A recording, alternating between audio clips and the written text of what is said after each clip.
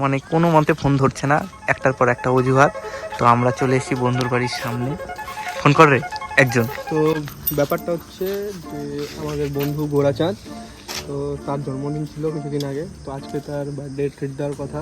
সাইডে তো সন্ধ্যে 8টায় আসার কথা ছিল, তো আসেনি।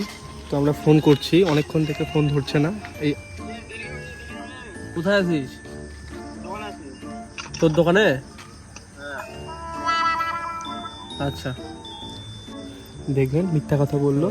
এবার আমরা ওর বাড়িতে গিয়ে আমরা রেড করবো, আসুন দেখি।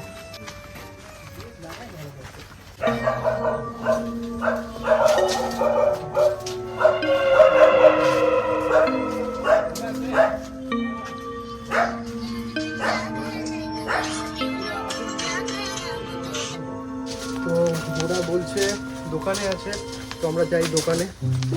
আজকে যেখান থেকে হোক খুঁজে বের করে ওর কাছ থেকে আমরা খাওয়া নিব।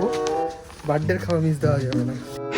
এখন যাচ্ছি দোকানে, যে গাইস গোরা তার দোকানে আমাদের ভয়ে পালিয়ে আছে। অন্য কোনো দিন দোকানে বসে না, ওর বাবা আমাদেরকে প্রতিদিন বলে যে দোকানে বসে না বসে না, তো কোনোদিনও দোকানে বসে না। আজকে আমাদের ভয়ে দোকানে বসেছে।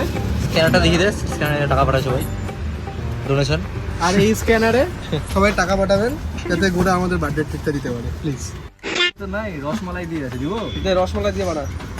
ফায়ার প্যান হবে দাদা, ফায়ার প্যানটা হবে, পেট্রোল নাই, ডিজেল দিয়ে করে দিন কেরোসিন। আর আমার লাগবে স্মোকি পান।